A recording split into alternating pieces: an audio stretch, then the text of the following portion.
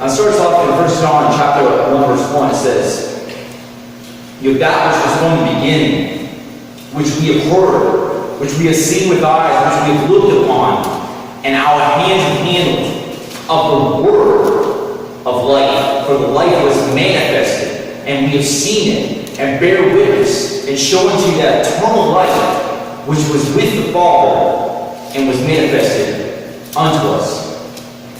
Now, if you turn your Bibles to John chapter 1, John chapter 1, just keep benchmark, bookmark in John, 1 John for the remainder of the Bible study. You turn your Bibles to John chapter 1.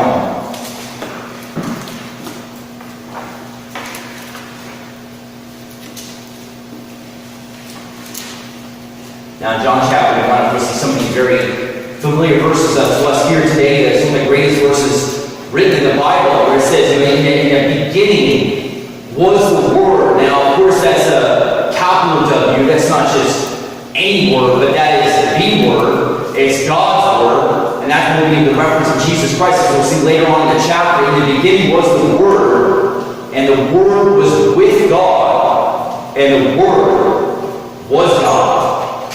Same as in the beginning with God. So as we can see here, I tell people at the door, that people who doubt that Jesus, the deity of Christ, we see that in the beginning was the Word. And we know that the Word is Jesus in John 1:14. We'll go there in a moment. And in the beginning was the Word. In the beginning there was Jesus, and the Word was with God, and the Word was God. Let's start talking about that. They're being the same person. Jesus is God. Jesus, the Father, the Son, and the Holy Ghost, these three are one. Now, if you take a look, as we were saying in 1 John 1:1, where it was saying that which was from the beginning. And if you turn your Bibles to Revelation chapter 1, Revelation chapter 1, verse 8, Revelation chapter 1, verse 8. And it says in Revelation 1:8, of course, this is the red letter. This is Jesus himself. He's saying, I am the Alpha and Omega, the beginning and the ending, saith the Lord, which is, which was, and which is to come, the Almighty. So when he says in 1 John chapter 1, verse 1, because that which was from the beginning, he's talking about, I am Alpha and Omega, the beginning and the end, the first and last, saith the Lord, which is, and which was, and which is to come, the Almighty. And we have the doctrine here, the Trinity, the Father, the Son, the Holy Ghost. These three are one. It's a great mystery. It's a mystery. It's a mystery of godliness. But Jesus was from the beginning, Alpha and Omega. Just as, much as the Father, Alpha and Omega. Jesus Christ, Alpha and Omega. 1 John 1:1, that which was from the beginning, which we have heard, which we have seen with our eyes, which we have looked upon, and our hands have handled of the word life. So we have John. Now, this is something a bit different about John and the disciples than us. Now, we experienced Jesus in our salvation when we became born again. We had the Holy Ghost with us. When we had here Jesus calling in a sense. But the apostles, not only did they experience Jesus as salvation, but they actually saw Jesus. Not only did they see him, but they heard him. Their hands handled him. I mean, can you imagine what they experienced? That great testimony that would allow them to just really put their lives on the line, just to put forth that message of Christ. Only we would do the same thing here at this time, these last days, in a sense. Only we would have that same mentality. But they actually saw Jesus. They actually saw Jesus in person. And says, that which we have seen with our eyes, which we have looked upon, and our hands have handled of the word of life. And you see, there's a capital W here. So we're still referring to the word of life. The word of life is anything that gives us life. It's Jesus Christ. All life that we have is through Jesus Christ. Did not God speak the world into existence through Jesus Christ? He created all things through Jesus Christ, through his word.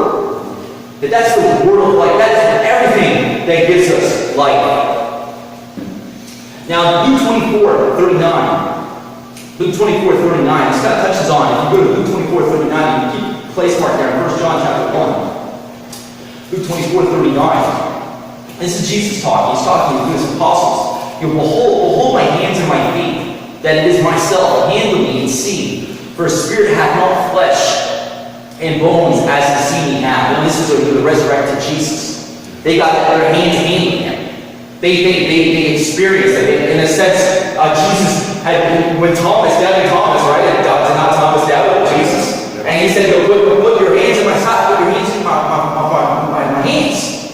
Their hands handling. They saw the resurrected Jesus with the nail prints, with the hole inside. They got that feeling, the experience. Can you imagine that? Not only do we take a leap of faith when we believe in what we can't see. When we believe in Jesus Christ, we take that leap of faith. Of course, we can experience Him. He's real to us. He's real to every one of us. We got to say, what we did at one moment, we have to take that leap of faith to believe. And that God rewards that faith. But these apostles, they actually saw Him. They actually experienced Him. Imagine what kind of testimony that would give you. I mean, that's probably why we're so zealous, but we ought to be just as zealous. Blessed they have not seen me yet believe. As it says in John chapter 20. John chapter 20, we go there.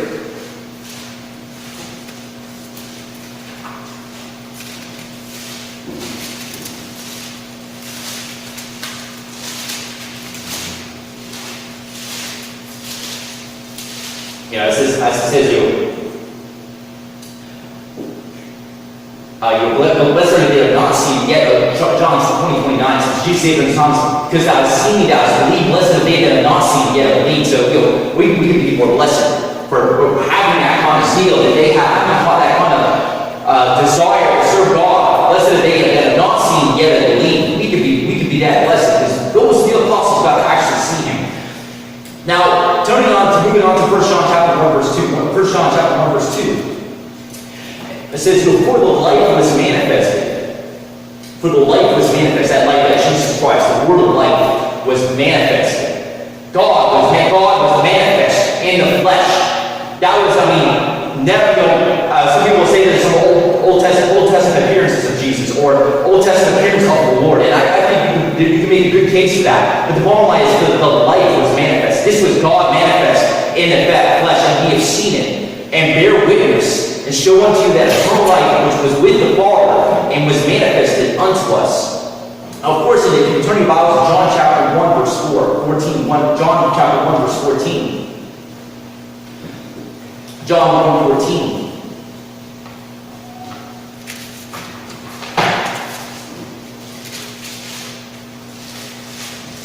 And it says, of course, in John 1:14, talking about the word of God, speaking to the choir here today. Our other latecomers really probably need to hear this. But and the Word was made flesh, it says. And the Word was made flesh and dwelt among us, and we beheld His glory, the glory as of the only begotten of the Father. So we see this Word being made flesh. That was Jesus Christ. Now, if you turn your Bibles to John chapter 21. John chapter 21, verse 24. John 21:24.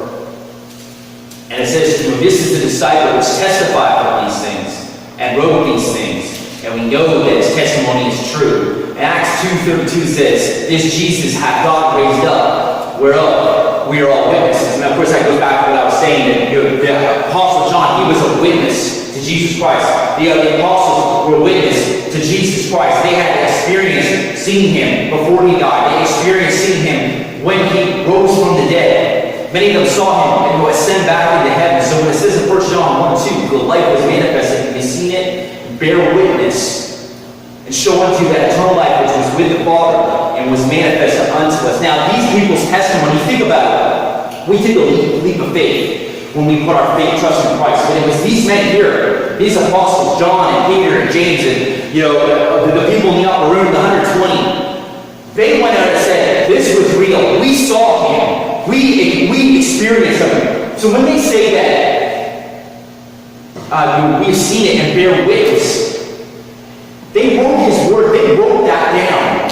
Without them writing it down, without them penning it, without them standing by it and putting their lives in, changing their whole lives around to follow Jesus, without them doing it, bearing witness and recording God's word, where would we be today? Where would we be today if they didn't do that? And Jesus can save anybody. God can save anybody. God can reach some person in the furthest part of the world who's got the furthest missionary from them, 100,000 miles away or whatever. God can reach that person. God can do anything. But without them penning it down, without them bearing witness, Christ was for real, that Christ rose from the dead. This stuff is important. 1 John chapter 1 verse 3, as we continue on, 1 John chapter 1 verse 3, it says, that which we have seen and heard declare we unto you, they also may have fellowship with us.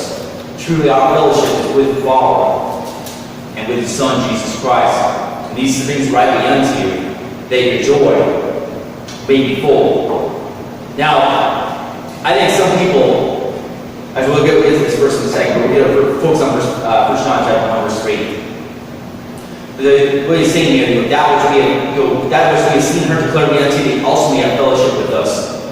Truly our fellowship is with the Father and with His Son, Jesus Christ. He's talking about that fellowship they have. So our fellowship is with the Father and with His Son, Jesus Christ. Not only just like you have fellowship, Brother Mike, you have fellowship with your wife, right? Yeah. I have fellowship with my wife, you have fellowship with your wife, and we have fellowship with one another. We see we have fellowship with Jesus Christ. We have fellowship with God the Father. Now, if you turn your Bibles to John chapter 17, John chapter 17, verse 21, John 17, 21.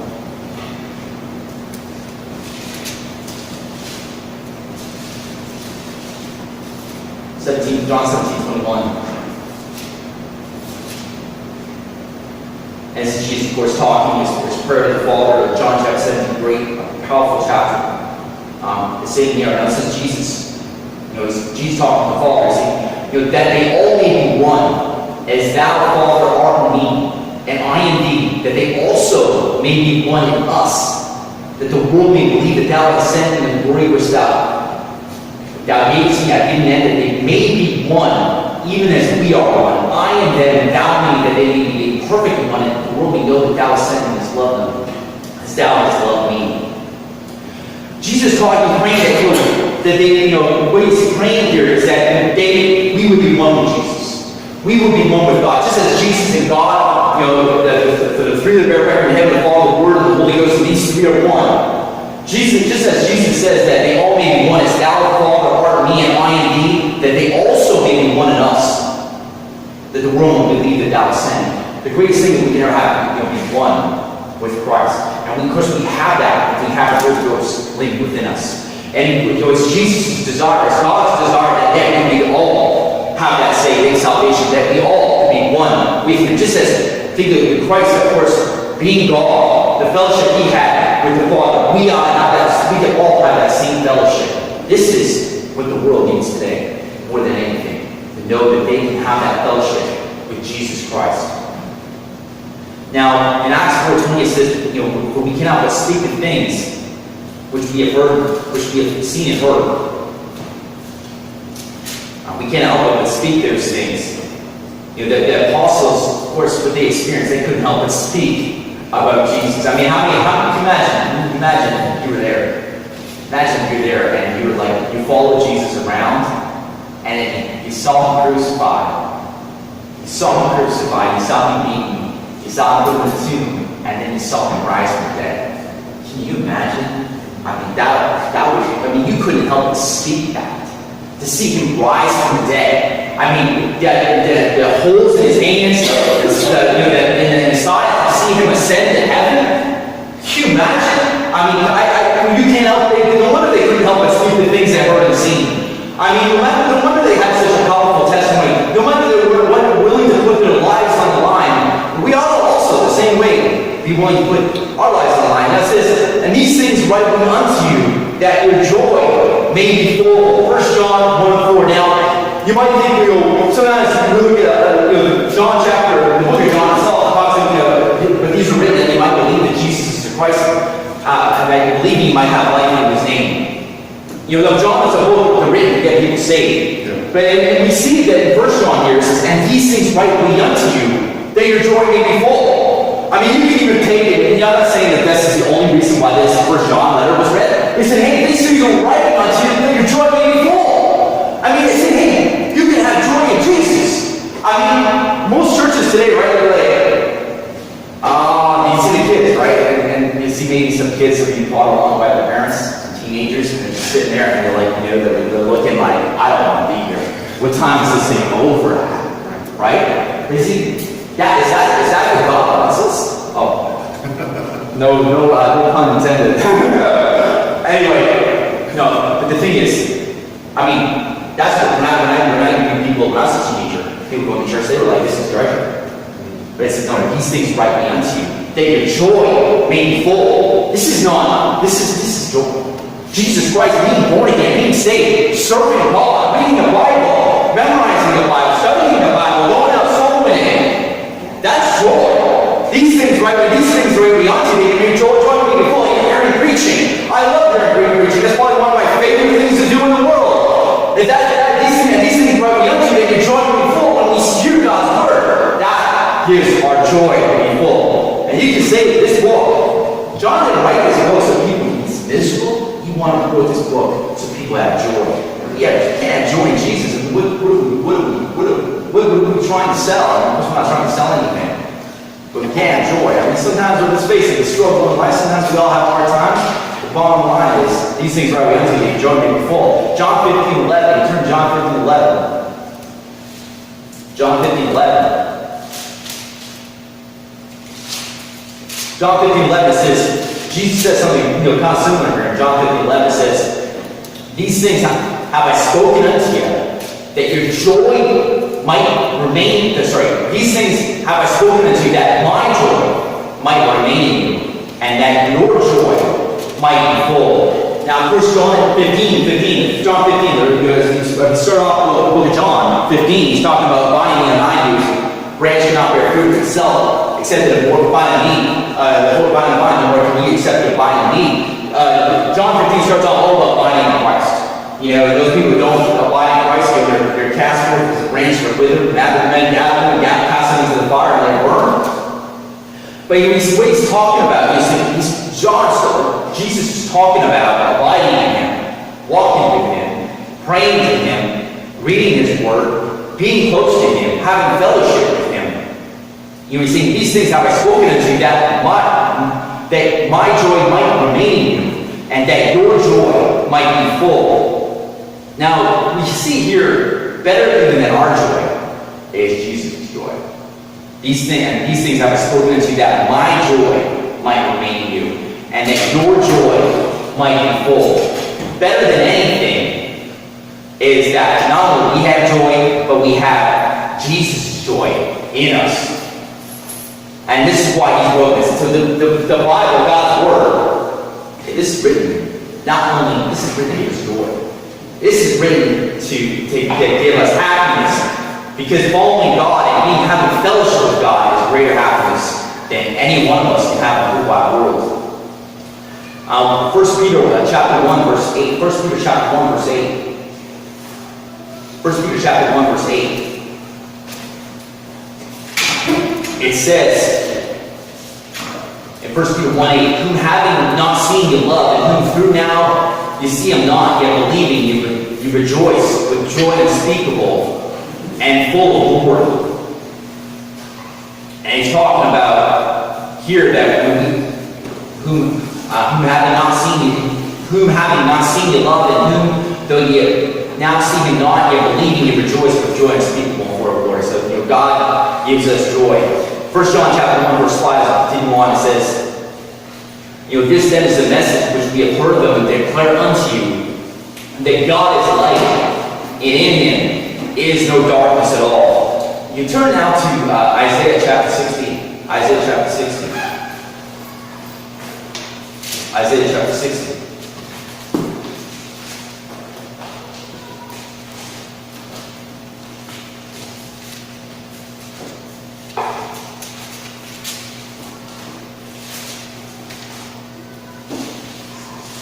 Isaiah 16, where you look at verse number 19 and 20. Isaiah 16, 19, 20. Now, what it's saying is kind of references 1 John chapter 5. It says, this then is the message which we have heard of and declaring to you, that God is light, and in Him there is no darkness at all. Now, many people will say God's a dark God, right? Like, God is a wicked God, God's a vengeful God. How could God allow this to happen? How could God allow people to do this? And how could God allow people to do that? You hear a lot like that. The God of the Old Testament is a vengeful God, wicked God. They'll say things like that. We see here in Isaiah chapter 60. Isaiah chapter 60. verse 19, Isaiah chapter 60, verse 9 says, this is talking about the new heaven and the new earth. That'll be, in the very end times. It says in John 16:19, it says, the sun shall be no more thy light by day, neither for brightness shall the moon give light unto thee. But the Lord shall be thee an everlasting light, and thy God thy glory. Thy sun shall go no more down, neither shall thy moon withdraw itself. The Lord shall be thine everlasting light, and the days of thy mourning shall be ended. It's talking about here that in the last days there'll be no darkness. And that light that will shine, that light that will give us light, will be the Lord God Almighty. The sun shall no more be that light by day, neither the sun shall be no more thy light by day, neither for brightness shall the moon give light unto thee, but the Lord shall be unto thee an everlasting light, and thy God thy glory. Now, of course, we learn in Revelation 21, that in the end time, in the wilderness of New Jerusalem, the Lord God gave the light, and the land is the light thereof. That is what's going to light you. It's not going to be the sun. It's going to be the glory of the Lord, the glory of God, the land. That is going to light us. There's no darkness at all in God. God is light, and in Him is no darkness at all. So now, if we turn to John chapter 1, verse 9. John chapter 1, verse 9. John chapter 1, verse 9. Now, we compare John, as we turn there, just to kind of compare this to John 1 John 1:5, it says, this then is a message which we have heard of him and declaring to you that God is light, and in Him is no darkness at all. And now in John chapter 1, verse 9, John chapter 1, verse 9, it says, that was the true light, which lighted every man that cometh into the world. And that's talking about Jesus. Jesus is the light that lights every man that comes into the world. Jesus is the light. And everybody who has breath today, everyone who can speak today, everyone who has energy today, or anyone who has power to do anything in this world to make a living or do great things. Hey, Jesus, Jesus is the true light, which lighted every man coming from the world. Jesus, it was through Jesus, through God's Word, that everybody got their breath, everybody got everything that they have, and any light that'll ever lighten us in our life.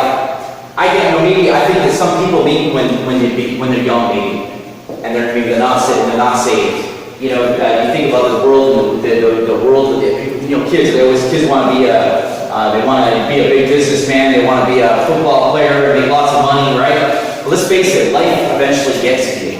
You eventually see a lot of darker side of life. You see a lot of wickedness, and you might have light in you in a sense. When you're young, you might not realize what that light is. But when you get to a place and you see the wickedness of this world, there's only one light that can light us.